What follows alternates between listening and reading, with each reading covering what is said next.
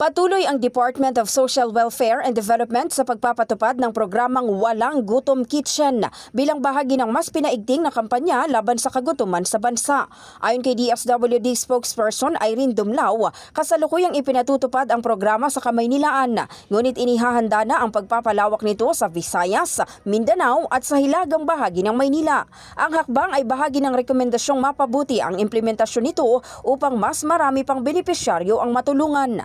Kasabay nito, nagpapatuloy din ang iba pang programa ng kagawaran tulad ng Walang Gutom na layong tugunan ang malnutrisyon at kakulangan sa akses sa masustansyang pagkain, lalo na sa mga komunidad na mataas ang antas ng kahirapan.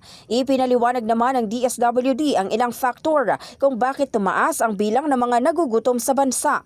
Ayon kay Dumlao, malaking faktor dito ay ang naranasang 6 na magkakasunod na bagyong tumama sa bansa sa loob lang ng 3 linggo noong nakaraang taon, gayon din ang epekto ng inflation. Bilang tugon, pinalalakas ng DSWD ang mga social safety net programs gaya ng Pantawid Pamilyang Pilipino Program, Assistance to Individuals in Crisis Situation at ang Ayuda para sa Kapos ang Kita Program. Layo ng mga ito na mabawasan ang epekto ng mga tinatawag na adverse shocks o biglaang pangyayari na nagpapalala ng kahirapan at maiwasang tuluyang mabaon sa kahirapan ang mga apektadong pamilya.